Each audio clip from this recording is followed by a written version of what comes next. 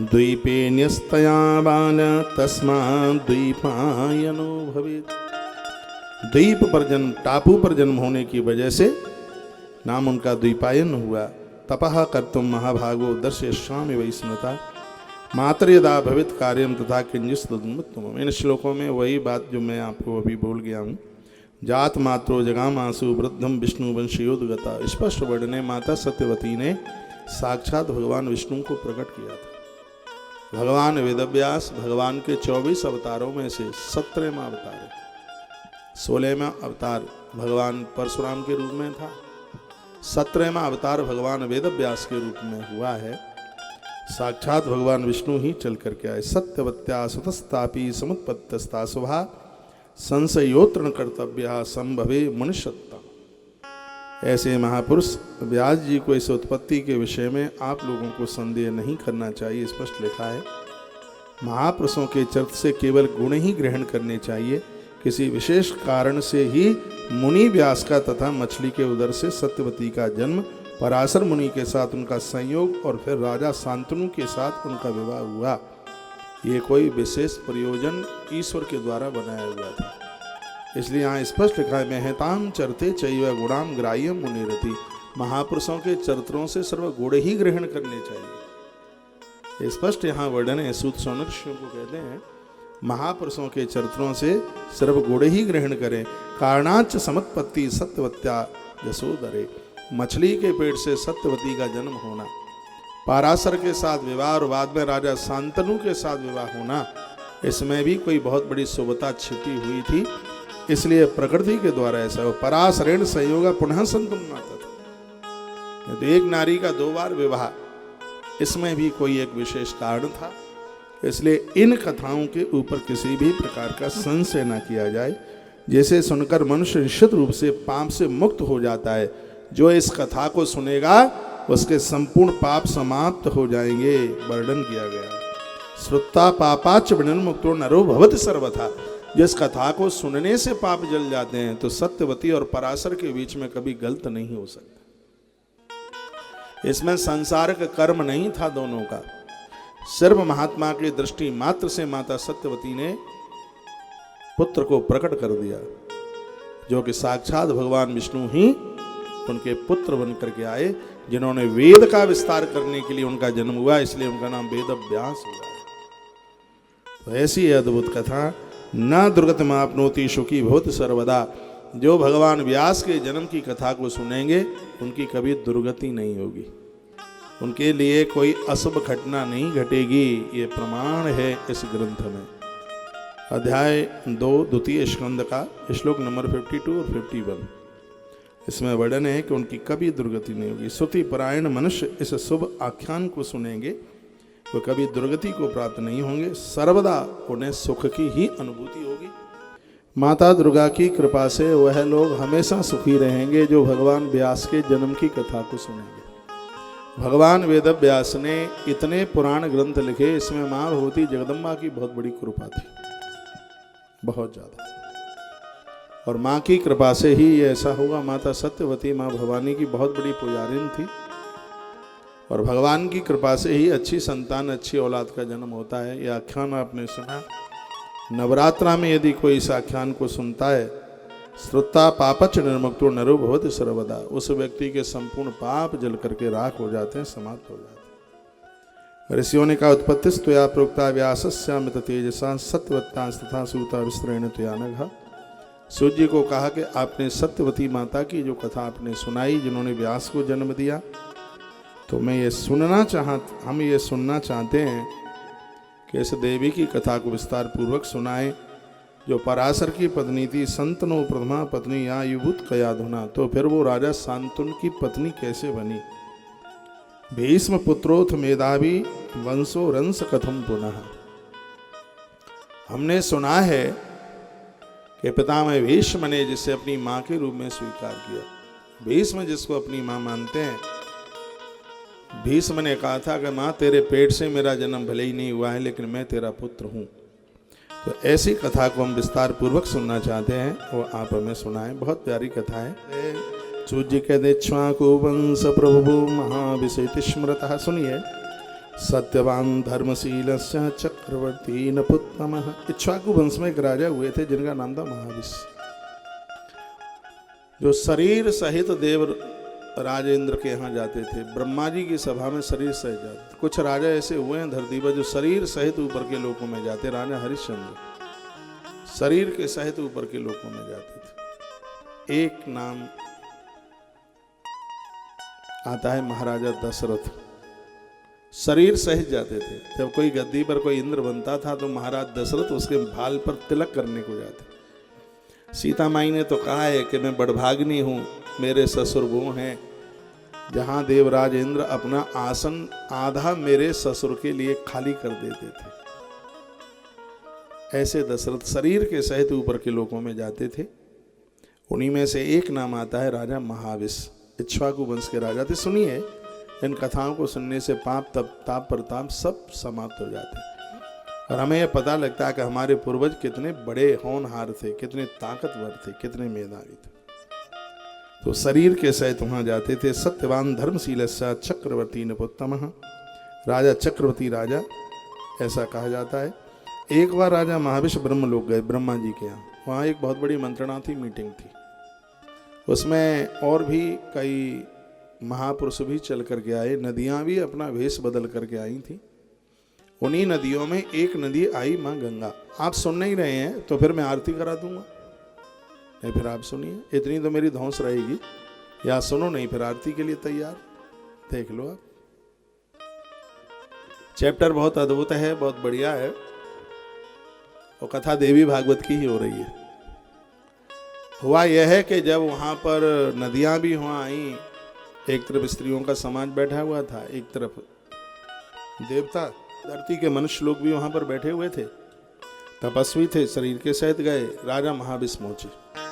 हुआ ये कि अचानक बड़ी जोर से तूफान आ गया, हवा चली बड़ी जोर से, और हवा चली तो गंगा मैया का वस्त्र उड़ा। जैसे ही वस्त्र उड़ा तो गंगा मैया के कुछ अंगों पर राजा महाविष की निगाह पड़ी। ब्रह्मा जी जो कह रहे थे वो तो सुना नहीं, और महाविष गंगा जी के अंगों को देख रहे थे। और माता गंगा को भी ये पता लग गया था कि राजा मुझे देख रहा है। फिर भी माँ गंगा ने अपने वस्त्र को ठीक नहीं किया। तो यह दृष्टि पड़ गई ब्रह्मा जी की। और मैंने बहुत बार कहा है, जो भी कोई पुरुष स्त्री को बिना वस्त्र के, या जो स्त्री पुरुष को बिना वस्त्र के देखती है तो उसके तो पुण्य क्षीण हो ही जाते हैं। ये तो हमारे ग्रंथों में ही लिखा है और ग्रंथों की बात को झुटलाया नहीं जा सकता बिल्कुल भी। तो ये गलती महाविष कर बैठे। तो विधाता ब्रह्मा को लगा कि इसमें ये गलती दोनों की है। समझ गए, ब्रह्मा तो बहुत बड़े पंडित हैं। उन्होंने कहा अब तुम स्वर्ग में आने के लायक नहीं रहोगे। राजन महाविष, शरीर सहित इस स्वर्ग में तुम आते हो, तुम्हारी दृष्टि का खोट मैंने देख लिया। तुम्हें लाज नहीं लगी, तुम्हें शर्म नहीं लगी। मैं तुम्हें श्राप देता हूं कि मृत्यु लोक में तुम्हारा जाके जन्म हो। और गंगा जी को भी श्राप दे दिया। गंगा जी को कहा कि हमारा अभिशाप है, हमारा श्राप है तुम्हें, तो मृत्यु लोक में इनकी जाकर के पत्नी बनोगी और अपने बच्चों की हत्या अपने हाथ से कर दोगी। यह हमारा श्राप है, बोल दिया। दोनों को श्राप दे दिया। यहीं से कथा आगे के लिए बढ़ती है। गंगा महानदी तत्र संस्थिता सेवितुम विभुम तस्यावास समुद्भंतम मारुतेन तरस्वन। वही है जिसकी हिंदी मैंने आपको बता दी है। गंगा तथोक बांधंदा विक्ष प्रेमति न पे। तब उसके तत्पश्चात फिर दोनों रोए,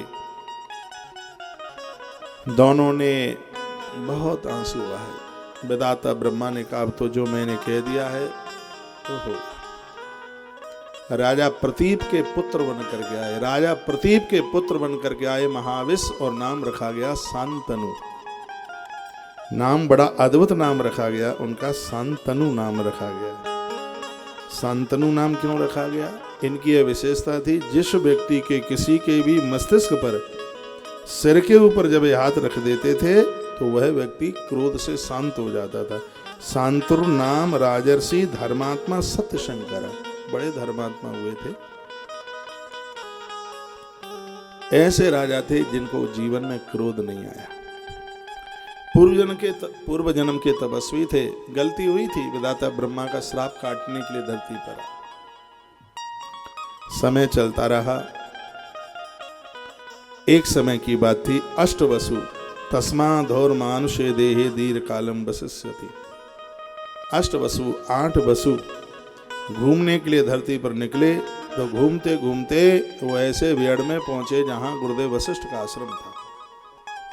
गुरुदेव वशिष्ठ हवन के यज्ञ के लिए लकड़ियां लेने के लिए गए। आश्रम सूना था। इतने में वो 8 वसु अपनी पत्नियों के साथ में आ गए। गौ माता नंदिनी वहां पर बंधी हुई थी। तो उनमें से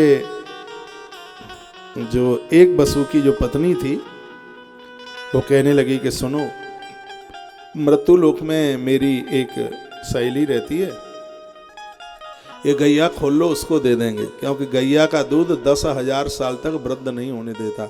ऐसा श्रीमद् देवी भागवत के 2 स्कंद के अध्याय नंबर 3 के श्लोक नंबर 28 में बात लिखी है।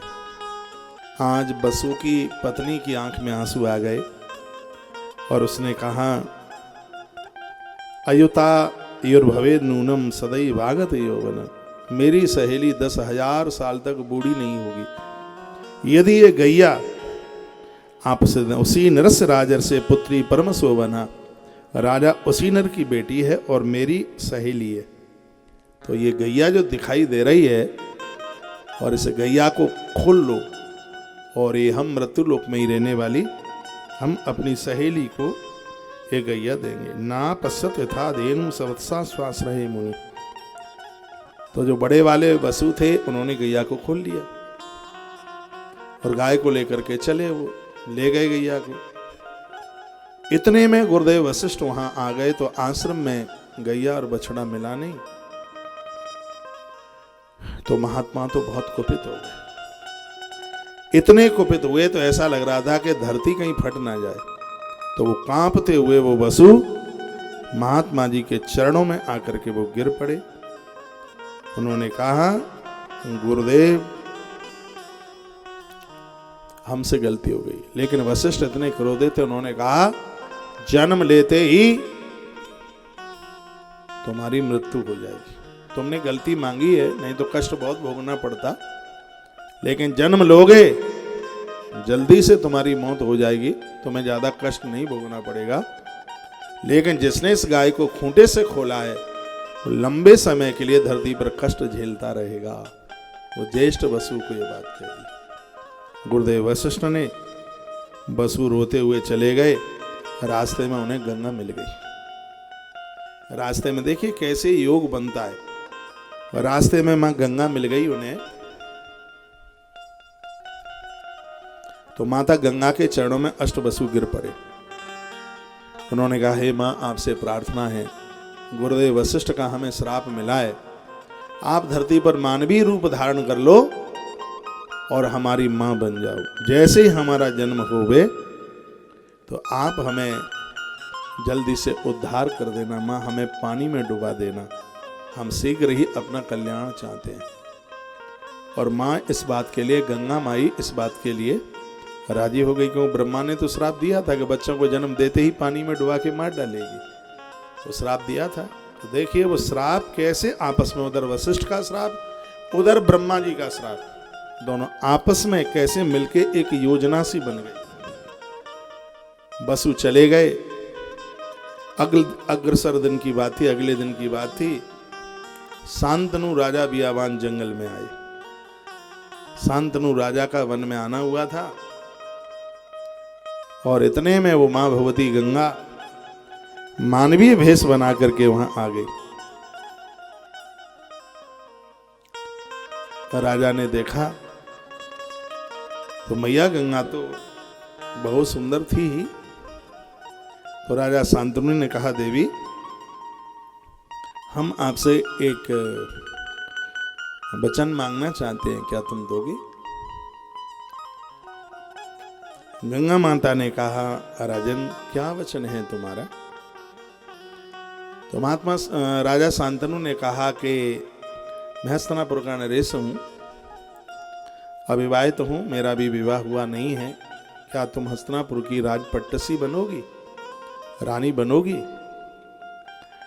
तो गंगा जी ने कहा कि समय आने पर इसका मैं जवाब दूंगी। राजा ने कहा अभी क्यों नहीं? तो गंगा माई ने कहा कि यदि किसी का प्रश्न हो तो उसका उत्तर समय पर ही होना चाहिए।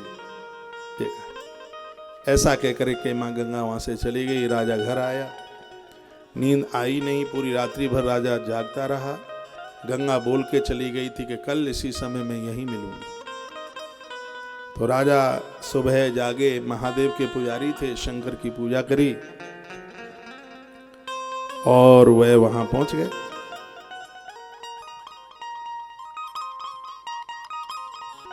गंगा माई उधर से आई तो राजा ने कहा, ना हम पर स्त्रियम कामाद गच्छेयम बरवर्णिनीम। ये राजा ने बहुत अच्छी बात कही। राजा ने कहा, हे देवी, मैं कभी भी किसी नारी को काम इच्छा से स्वीकार नहीं करता। मुझे ऐसा लगता है कि तुम्हारे द्वारा हस्तिनापुर का बहुत अच्छा होने वाला है। हे भामिनी, हे सुचिस्मते, तुम मेरे दाहिने स्थान पर आकर के बैठ जाइए और वह स्थान हमेशा तुम्हारे ही लिए होगा। मेरे बाएं स्थान पर आकर के बैठ जाइए और वह स्थान हमेशा तुम्हारे ही लिए होगा। ये बात कही। तब मां भगवती गंगा ने कहा कि राजन, मैं तुम्हें स्वीकार करने के लिए तैयार हूं, लेकिन मेरे कुछ वचन हैं, क्या तुम उनको मानोगे? राजा ने कहा, राजा शांतनु ने कहा, राजनी, मेरा हर वचन तुम्हारा है। ग्रंथ कहता है कभी भी बिना सोचे समझे किसी को अपना वचन देना नहीं है। महाराज दशरथ ने भी ऐसी ही गलती कर दी थी। देहु प्राण प्रिय भरत ही टीका, और राजा ने पहले बोल दिया था और कह दिया, प्राण चले जाए भले ही, शब्द से मुकरूंगा नहीं, एक नहीं दो दो मांग लो। उसके परिणाम कुछ विपरीत निकले। यदि किसी को आप वचन देते हैं तो थोड़ा सा समझिए। खैर, आज का आदमी तो वचन का पालन करता ही नहीं है। दे दे के नहीं दे दे बात एक ही सी है, पुरानी बात है, प्राचीन बात है। उस समय तो रघुकुल रीत सदा चले आई, प्राण जाए वरु।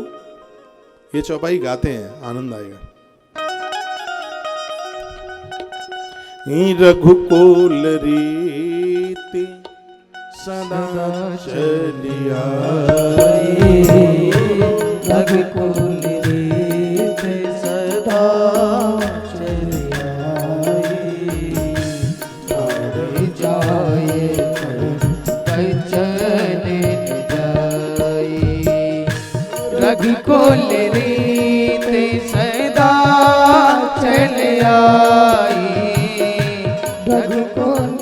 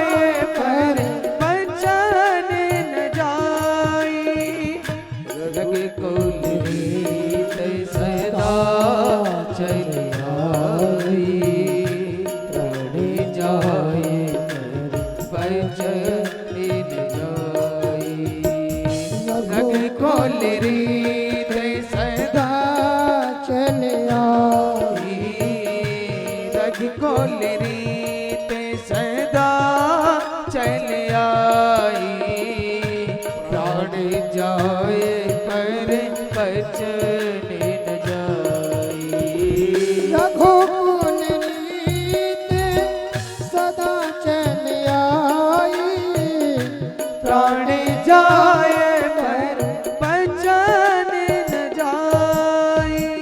बोलिए रामचंद्र भगवान की जय जगदम्बे माता की।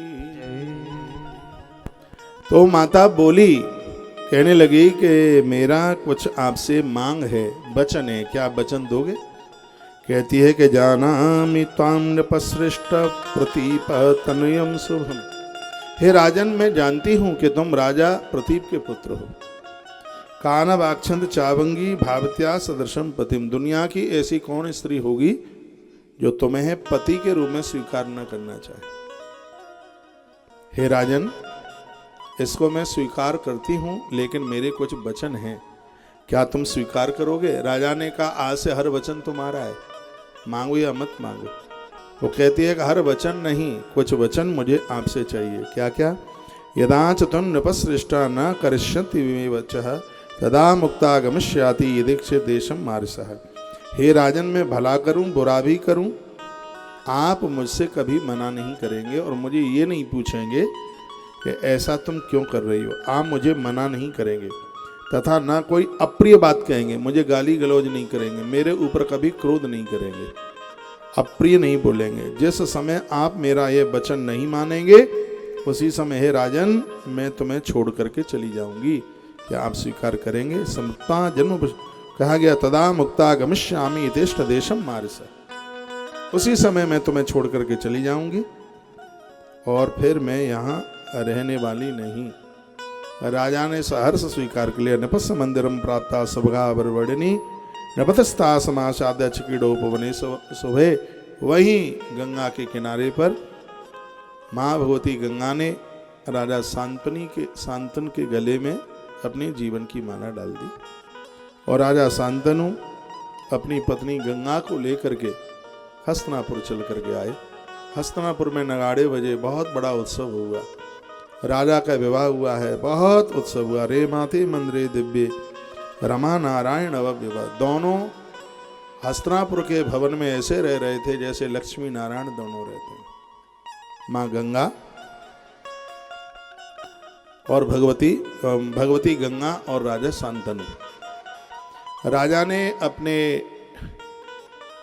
रजवाड़े की सब कार्यशैली को भुला दिया। प्रजा के बीच में क्या हो रहा है, राजा को इस बात का होश ही नहीं रहा। राजा ने प्रजा के बीच में, मंत्री संतरियों के बीच में आना बंद कर दिया। राजा भवन छोड़ करके बाहर आता नहीं है। रेमाते मंदिरे देवे, वो तो वहीं घर में गर्भम गंगा वशम पुत्रम सुस्वे चार लोचना। प्रजा राजगुरु के पास पहुंची। जो सेनापति था वो राजगुरु के पास पहुंचा और जाके कहा, राजगुरु हम आपसे ही कह सकते हैं, इतना लंबा समय हो गया है जब से राजा का ये विवाह हुआ है, पता नहीं इस स्त्री ने क्या जादू डाला है, राजा अपने घर से बाहर निकल करके आया नहीं तो ये तो सत्ता समाप्त हो जाएगी, प्रजा को कौन संभालेगा। तो राजगुरु ने कहा कि देखिए, राजा राजा भी होता है, लेकिन राजा के अभी भी अपने भी तो कोई संसार के उसके अपने भी तो कुछ सुख होते हैं, तो समय आने पर राजा अपने आप बाहर आ जाएगा। तो इतने में क्या हुआ, अंदर महलों में से एक बच्चे की रोने की आवाज आई।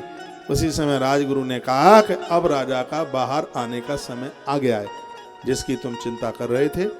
तो वर्णन किया गया है कि जैसे ही बच्चे ने जन्म लिया, जात मातरम सुतम बारी चिच्छे पेयम, उसी समय गंगा जी ने उस बच्चे को छवरिया में रखा। तो गंगा पानी की तरफ उस बच्चे को लेके गई।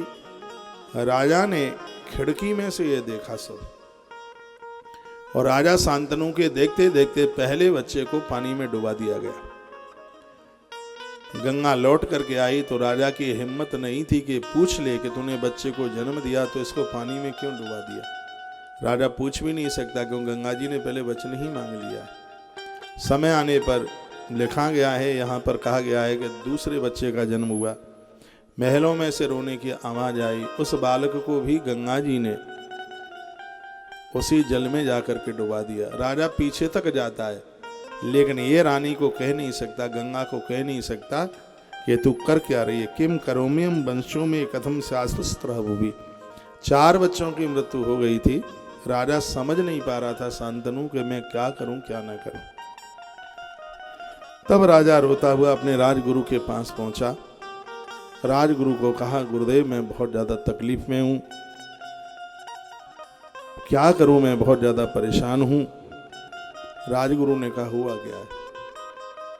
कहा कि ऐसे ऐसे मैंने गंगा के साथ विवाह किया और मैंने उसको कुछ वचन दे दिया, बच्चे का जन्म होता है उसे वो पानी में डुबा देती है। राजगुरु ने कहा, राजन क्या वचन दिया तुमने? मैंने वचन दिया तुम जो भी कुछ करोगी मैं तुम्हें रोकूंगा नहीं, तुम्हारे ऊपर कभी क्रोध नहीं करूंगा। राजगुरु ने कहा, राजा सिर्फ किसी का पति ही नहीं होता, वो समाज की धरोहर होती है। ये अधिकार तुम्हें वचन देने के लिए दिया किसने? राजन तुमने एक बहुत बड़ा अपराध किया है और इसके परिणाम तुमको भोगने पड़ेंगे। तुम कहते हो कि पत्नी बच्चे को डुबा देती है, इसको तुम डुबाना शब्द कह रहे हो, तो हत्या के शब्द को तुम कहोगे। राजन इसी समय तुम्हें उस नारी को प्राण दंड देना चाहिए। यदि ऐसा कार्य प्रजा में से और कोई करता तो तुम क्या करते? का प्राण दंड देता।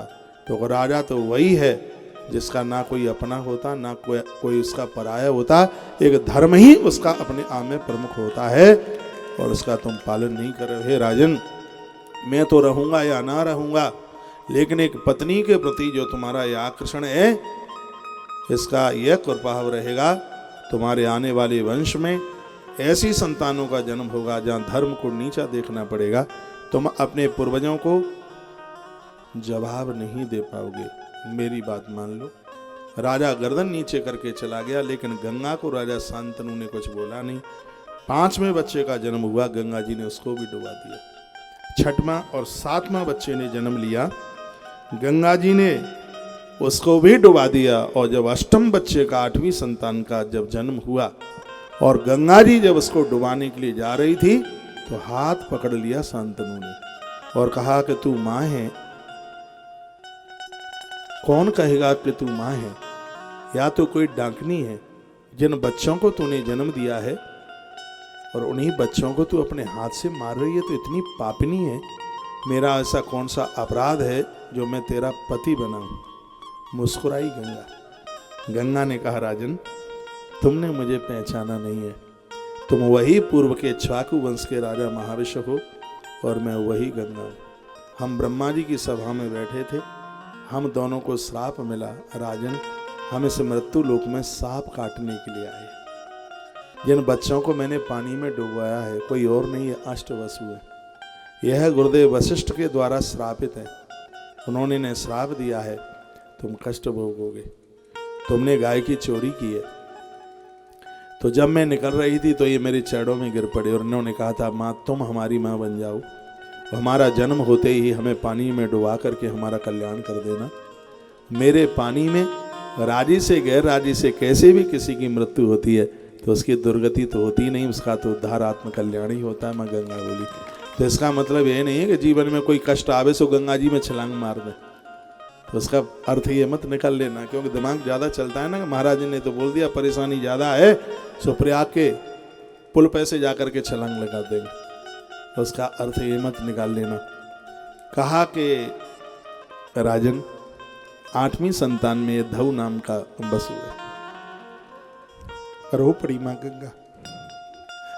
माँ गंगा कहती है, गैया खूंटे से इसने खोली थी। गुरुदेव वशिष्ठ का क्रोध मेरे इसी पुत्र के ऊपर ज्यादा था। उन्होंने कहा था कि मैं आयु नहीं बता सकता, बहुत लंबे समय तक इसको कष्ट भोगना पड़ेगा। राजन मुझे तकलीफ है, मेरे इस पुत्र को न जाने धरती पर कितना कष्ट भोगना पड़ेगा।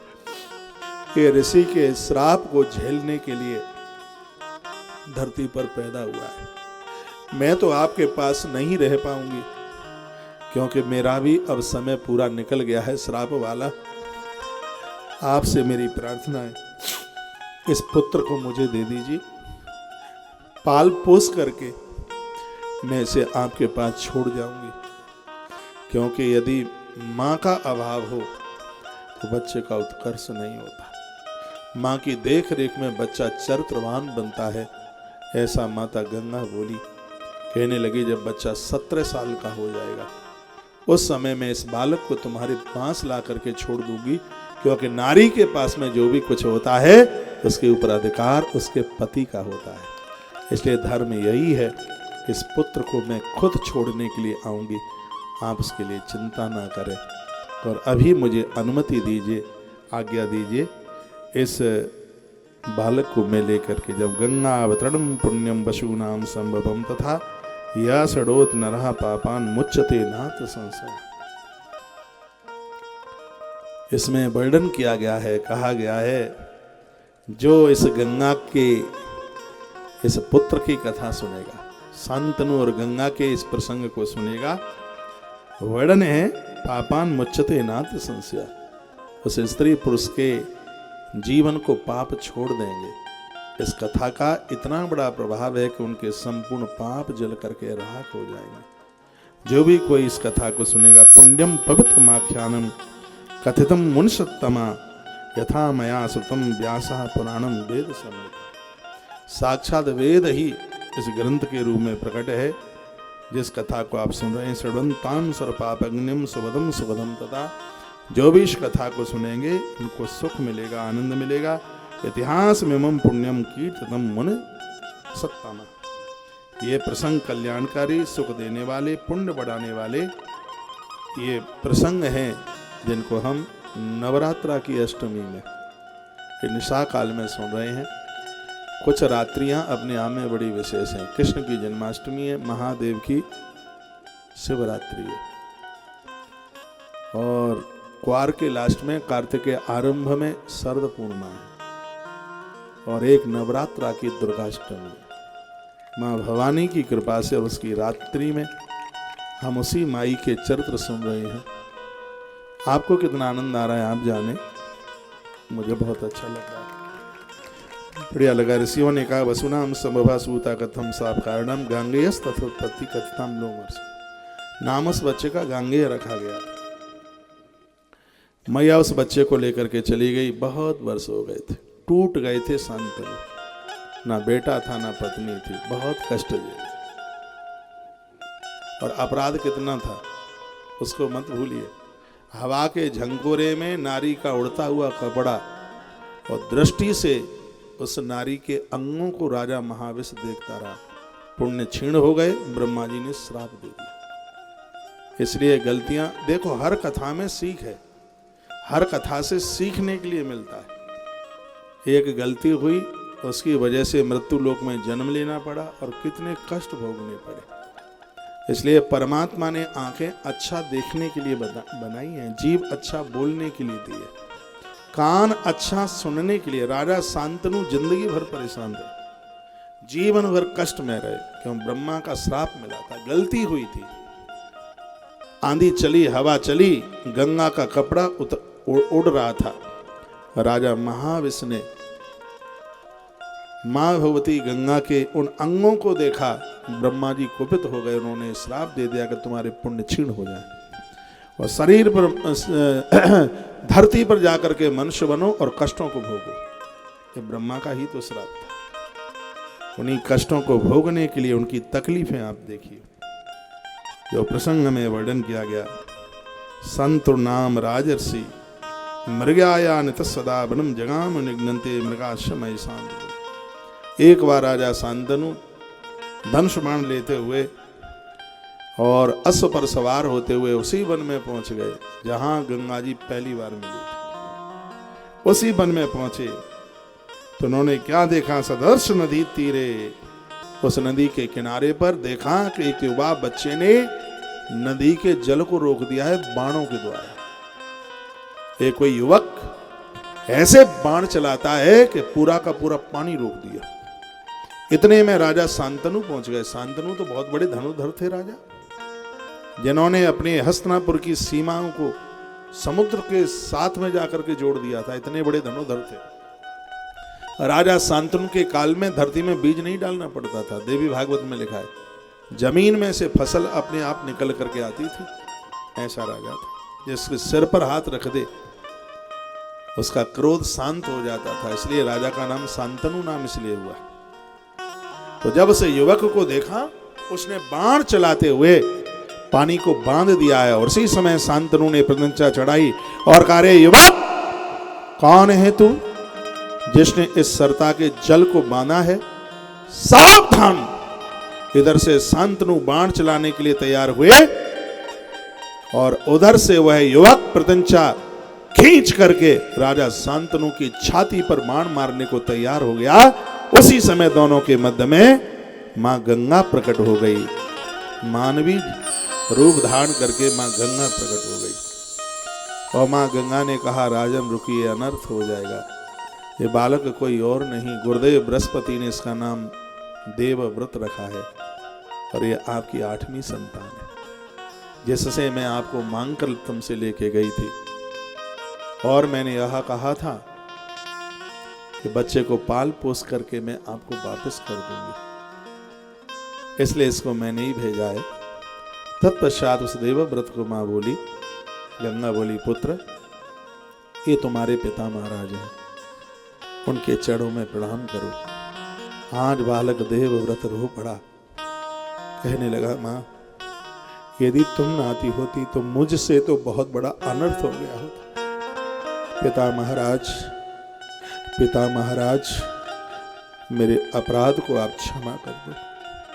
हस्तिनापुर नरेश शांतनु राजा की आंख भर आई। उन्होंने पुत्र को अपने गले से खूब कहा, पुत्र, आज तुझे पा करके मैं अपने भाग्य पर गौरवान्वित हो रहा हूं। मुझे मेरा खोया हुआ, मुझे मेरा परिवार मिल गया। पुत्र, इतनी बड़ी धनुर्विद्या तूने सीखी कहां से? तूने जल को स्तब्ध कर दिया। कहा, पिता महाराज, मेरे धनुर्विद्या के गुरु भगवान परशुराम हैं। मैंने परशुराम गुरु जी से सीखा। कहा, बेटा, तुमने वेद भी पढ़े हैं? हाँ, मैंने वेद भी पढ़े। किससे? गुरुदेव बृहस्पति जी महाराज से। क्या सीखा? पिता महाराज, मैंने ये सीखा, कान से कभी किसी की चुगली मत सुनना, आंख से कभी गलत मत देखना, जवान से कभी गलत मत बोलना। ये मेरे गुरुदेव ने मुझे बताया और हमारे वेद में ये मंत्र प्राय सब जानते हैं। भद्रम कर्णेभिः शृणुयाम देवा, भद्रम पश्येमाक्ष वृजत्राः, स्थिरैरङ्गैस्तुष्ट्वागुं सस्तनुभिर्विषेमहि देवहितमेदायु।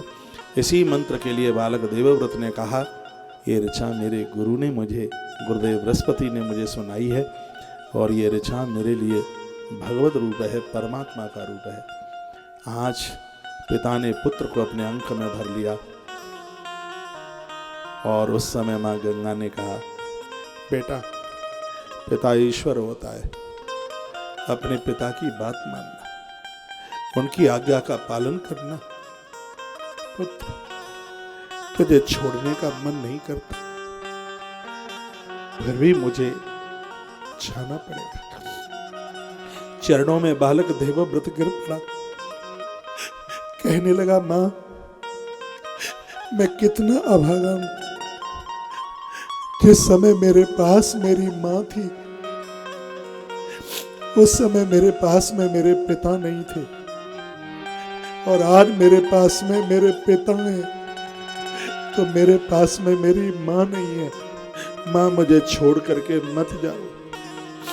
राजा शांतनु ने अपने पुत्र देवव्रत को अपनी छाती से लगा लिया और कहा, बेटा, ये मैं वायदा करता हूं कि मैं तुम्हें बिना मां के नहीं रहने दूंगा। बस इसी शब्द के ऊपर राजा शांतनु को माता सत्यवती से विवाह करना पड़ा था। सिर्फ यही कारण था। उन्होंने गंगा के किनारे अपने पुत्र देवव्रत को ये बात कही थी, बेटा, मैं संकल्प करता हूँ, वायदा करता हूँ, मैं तुम्हें बिना मां के नहीं रहने दूंगा। कथा बड़ी अद्भुत है।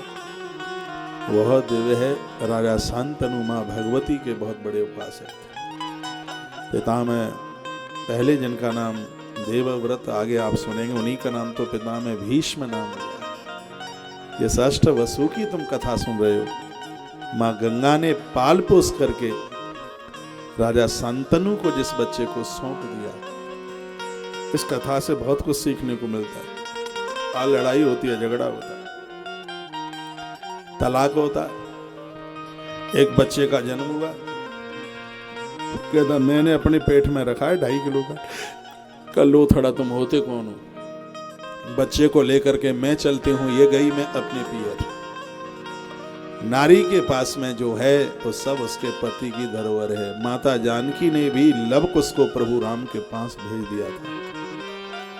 ग्रंथों में मिलता है। जीवन में कभी ऐसी नौबत ही न आवे कि पति और पत्नी को एक दूसरे से अलग होना पड़े। ऐसा जीवन जीना, और आप बिना सोचे बिना विचारे और किसी के ऊपर इतना आकर्षित होते हुए और आप अपना जीवन भूल जाएं, अपने कर्तव्यों को भूल जाएं और आप वचन दे दें, तो उसके तो परिणाम यही होंगे। किसने कहा था महाराज दशरथ को तुम ऐसे वचन दे देना जिसमें अवध अनाथ हो जाए? ये कहना चाहिए था तू मांग रही है कि कहीं देने के लायक होगा मेरे बस में दे दूंगा, नहीं देने के लायक होगा तो मैं नहीं देता। शब्द तो यही होना चाहिए था।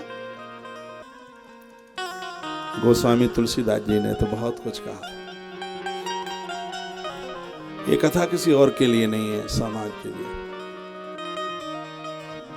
आप स्त्री पुरुष पत्नी एक दूसरे से स्नेह प्रेम करते हैं, अच्छी बात है, बढ़िया बात है। चाहे पुरुष हो और चाहे स्त्री हो, कभी भी एक दूसरे से ऐसा मत मांगना जिसमें एक दूसरे का भविष्य गर्त में चला जाए। राजा शांतनु के संग ऐसा ही तो हुआ। जो वचन राजा ने दिए थे और राजा के लिए वही वचन बड़े दुखदाई हुए। राजगुरु ने तो कह दिया था तुम्हारे पूरे खानदानियों को इस वचन के परिणाम भोगने पड़ेंगे। इसी वचन की वजह से पिता में भीष्म ने अपने पिता को क्या वचन दे दिया था? कह दिया पिता महाराज मैं ये वायदा करता हूं, प्रतिज्ञा करता हूं कि हस्तिनापुर की गद्दी पर जो भी कोई राजा बैठा होगा मैं जिंदे जी उसको छोड़ के नहीं जाऊंगा, उसी के पक्ष में युद्ध लड़ूंगा, उसमें अपने पिता महाराज का दर्शन करूंगा। इसलिए अंधे धृतराष्ट्र के संग रहना पड़ा, इसलिए कौरवों के साथ रहना पड़ा। बिना सोचे और बिना विचारे जब वचन दिया जाएगा तो फिर तो उसके परिणाम यही होंगे। पुत्र को लेकर के घर आ गए थे, हस्तिनापुर को युवराज मिल गया था। बहुत आनंद हो रहा था इस नगर में। गंगा अपना फल देके चली गई, पुत्र दे करके चली गई। भीष्म साधारण नहीं, देवव्रत साधारण नहीं है, गंगा पुत्र है। माई गंगा का फल है। जो भीष्म का नाम ही ले लेते हैं पूर्वजों को तर्पण प्राप्त हो जाता है, ऐसा कृष्ण ने वरदान दिया है भीष्म। आज हमारा बड़ा भाग्य है कि पितामह का नाम इस पवित्र व्यासपीठ से निकल रहा है। देवव्रत, मानवीयता के जितने गुण थे वो सब देवव्रत में थे। देवताओं को रिझाने के लिए जिसने जिंदगी भर व्रत किया वही तो देवव्रत है। ये वो महापुरुष है जिसने जिंदगी में अपने लिए कभी कुछ किया ही नहीं, आजन्म ब्रह्मचर्य धर्म का पालन किया और ये कहा था मैं अविवाहित जन्मा हूं, अविवाहित ही मैं मौत को स्वीकार करूंगा। भगवान श्री कृष्ण ने कहा था हे गंगा पुत्र मैं बड़ा भाग्यशाली हूं, मैंने आपके युग में जन्म लिया है। ये गिरधर कृष्ण बोले थे पिता में भीष्म के, मैं भाग्यशाली हूं कि मैंने आपके युग में जन्म लिया। जब जब इतिहास को रेदा जाएगा गंगा पुत्र, उस समय लोग बड़ी श्रद्धा से तुम्हारे नाम को लेंगे। लोग तुम्हारी व्यवस्था भले ही न समझ पावे, लेकिन जो इतिहास को पढ़ेगा वो तुम्हारी व्यवस्था को बिल्कुल समझेगा। ऊपर अंबर नीचे धरती रहेगी, तब तक गंगा पुत्र भीष्म तुम्हारा नाम इस धरती पर रहेगा। ये भगवान कृष्ण बोले थे। भगवान परशुराम का शिष्य, गुरुदेव बृहस्पति से जिसने वेद सीखे, ऐसे देवव्रत की कथा हम इस पवित्र व्यासपीठ से सुन रहे हैं। एक माँ उसकी प्रतीक्षा में है, उसको अपना लाल इसे बनाना है। वो कौन है? वो मत्स्यराज की बेटी है, मछली के पेट से जिसका जन्म हुआ था। मत्स्यराज ने उसको पाला तो मुंह बोली बेटी है जिसका नाम है मत्स्यगंधा। लेकिन भगवान पराशर के द्वारा जिसका नाम सत्यवती हुआ, उस नारी की बात की जा रही है जो अपने जीवन में कभी असत्य नहीं बोली, कभी झूठ नहीं बोली। ऐसी माता सत्यवती, महाराज ने कैसे उसके साथ में विवाह किया, क्या कारण बने, सत्यवती के साथ विवाह हुआ, सत्यवती माता ने कैसे पुत्रों को जन्म दिया, उसके बच्चे उजड़ गए। ऐसी तमाम कथाएं कल की कथा में आप सुन पाएंगे।